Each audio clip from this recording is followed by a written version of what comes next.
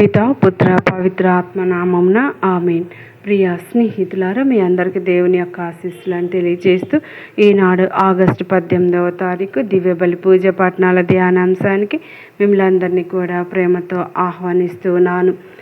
మొదటి పట్టణము యెహెజ్కేలు గ్రంథం 28వ అధ్యాయం 1వ వచనం నుండి 10వ వచనం వరకు, మత్తయి సువార్త 19వ అధ్యాయం 23వ వచనం నుండి 30వ వచనం వరకు చదువుకొని ధ్యానించుదాం. ప్రియమైన క్రీస్తునందు సహోదరి సహోదరులారా, ఈరోజు మనం విన్న రెండు పట్టణాలు మన హృదయాన్ని లోతుగా పరిశీలించమని పిలుస్తూ ఉన్నాయి. మొదటి పట్టణంలో అహంకారం గురించి, సువార్తలో ధనం మీద అనుబంధం మరియు యేసును అనుసరించడం గురించి ప్రభు మనతో మాట్లాడుతూ ఉన్నాడు. ఈ రెండు పట్టణాలను కలిపి చూస్తే ఒక గొప్ప ప్రశ్న మన ముందుకు వస్తుంది. నా జీవితానికి నిజమైన యజమాని ఎవరు? దేవుడా, లేక నా ధనం, నా స్థానం, నా గర్వమా? నేనే దేవుడిని అనే ప్రమాదకరమైన అహంకారం. యెహెజ్కేలు ప్రవక్త ద్వారా దేవుడు తూరు రాజును హెచ్చరిస్తూ ఉన్నాడు. ఆ రాజు తన జ్ఞానం, సంపద, అధికారాన్ని చూసుకుని గర్వించాడు. చివరికి అతని హృదయం ఇలా చెప్పింది, నేను దేవుడిని.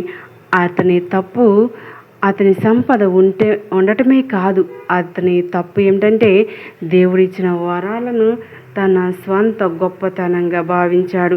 మన జీవితంలో కూడా ఇది జరగవచ్చు. నేను ఈ స్థాయికి నా శక్తితో వచ్చాను, నాకు ఎవరు సహాయం అవసరం లేదు, నాకు అన్నీ తెలుసు, నా దగ్గర డబ్బు ఉంది, నాకు భయం లేదు అని అనుకోవడం ప్రారంభించినప్పుడు మన హృదయంలో దేవుని స్థానం తగ్గిపోతుంది. ప్రియులారా, మనకు ఉన్న ప్రతి మంచి విషయం దేవుని వరమే. మన జీవితం వరమే. మన కుటుంబం, మన ప్రతిభ, మన ఉద్యోగం, మన ఆరోగ్యం, మన అవకాశాలు కాబట్టి మనం ఎప్పుడు గుర్తుంచుకోవాలి, ప్రభువా, నేను నీకు కృతజ్ఞుడని.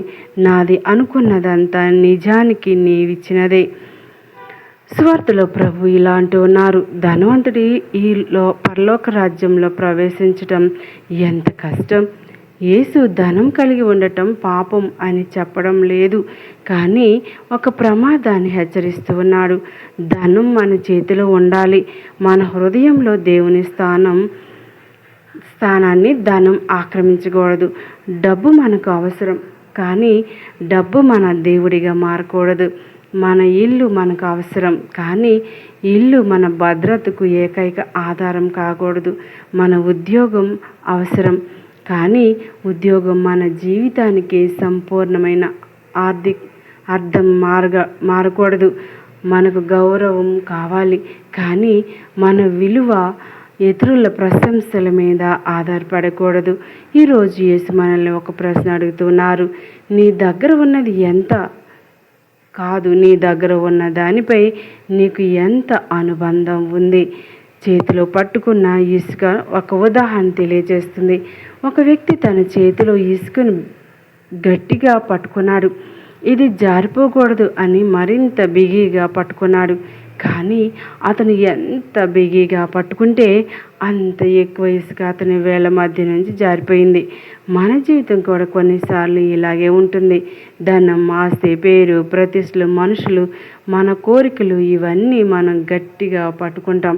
కానీ యేసు ప్రభు అంటూ ఉన్నారు, బిడ్డ, నన్ను నమ్ము, నీ చేతులను తెరువు, నీ జీవితాన్ని నా చేతుల్లో పెట్టు. ఎందుకంటే మనం ఈ లోకాన్ని విడిచి వెళ్ళే రోజు వస్తూ ఉంది. మన డబ్బుని తీసుకెళ్ళలేం, పదవిని తీసుకెళ్ళలేం, ఆస్తిని తీసుకెళ్ళలేం. మనం తీసుకెళ్ళగలిగేది విశ్వాసం, ప్రేమ, క్షమ, దయ, సేవ, దేవునితో ఉన్న సంబంధం. ఇదే నిజమైన సంపద. ఈరోజు వార్తలో ఎంతో ఆశనిచ్చే మాట ఉంది. మనుషులకు ఇది అసాధ్యం, దేవునికి సమస్తం సాధ్యమే. బహుశా మనలో ఎవరో ఒకరు ధనాన్ని బాగా బంధించబడి ఉండవచ్చు. మరొకరు అహంకారానికి, మరొకరు కోపానికి, మరొకరు క్షమించలేని బాధకు, మరొకరు ఇతరులు ఏమనుకుంటారో అని భయానికి, మరొకరు గతంలోని గాయాలకు. మన శక్తితో మనం మారలేకపోవచ్చు, కానీ దేవుని కృపతో మార్పు సాధ్యమే. దేవుడి గర్విష్టి అయిన హృదయాన్ని, వినయ హృదయపూర్వకంగా మార్చగలడు. స్వార్థ హృదయాన్ని దయగల హృదయంగా మార్చగలడు. భయపడే హృదయాన్ని విశ్వాస హృదయంగా మార్చగలడు. బంధించబడిన హృదయాన్ని స్వేచ్ఛగల హృదయంగా మార్చగలడు. మేము అన్నీ వదిలి నిన్ను అనుసరించాం. పేతురు యేసును అడుగుతూ ఉన్నాడు, మేము అన్నీ వదిలి నిన్ను అనుసరించాం, మాకు ఏమి లభిస్తుంది? యేసు వారికి ఇచ్చే సమాధానం ఎంతో ఓదార్పునిస్తుంది. దేవుని కోసం చేసిన ఏ త్యాగం దేవుని దృష్టిలో వృధా కాదు. ప్రియులారా, మీ కుటుంబం కోసం చేసిన త్యాగాన్ని ఎవరు గుర్తించకపోవచ్చు. మీరు కన్నీళ్లతో చేసిన ప్రార్థన ఎవరికి తెలియకపోవచ్చు. కానీ దేవుడు చూస్తూ ఉన్నాడు. కానీ దేవుడు మరచిపోడు. మనుషులు మరచిపోయినా దేవుడు మాత్రం మర్చిపోడు. ఎందుకంటే ఈరోజు ప్రభు మనలందరిని అడుగుతున్నాడు, నాకంటే ఎక్కువగా నీవు దేనిని పట్టుకొని ఉన్నావు?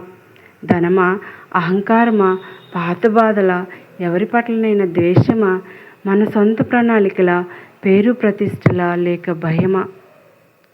కళ్ళు మూసుకొని ప్రార్థన చేద్దాం. ప్రియమైన సహోదరి సహోదరులారా, తూరు రాజు తన సంపదను చూసి గర్వించి దేవుణ్ణి మర్చిపోయాడు. శిష్యులు మాత్రం అన్నిటికంటే యేసును గొప్పగా భావించి ఆయనను అనుసరించారు. ఈరోజు నిర్ణయం మన చేతుల్లో ఉంది. మన జీవితాన్ని ఏది నడిపించాలి? ధనమా, గర్వమా, లేక క్రీస్తా? మనకు ఈరోజు ఒకే ప్రార్థన ఉండాలి. ప్రభువా, నా హృదయాన్ని స్వేచ్ఛగా చేయము. అహంకారం నుండి స్వేచ్ఛనివ్వండి, స్వార్థం నుండి స్వేచ్ఛనివ్వండి, ధనంపై అనుబంధం నుండి స్వేచ్ఛనివ్వండి, భయం నుండి స్వేచ్ఛనివ్వండి. మరియు నీ ప్రేమతో నా హృదయాన్ని నింపమని అడుగుదాం. దయగల దేవుడు ఎల్లప్పుడూ మనకు తోడుగా నీడుగా ఉండి నడిపించునుగాక. ఆమేన్. పితా, పుత్ర, పవిత్ర ఆత్మ నామమున ఆమేన్.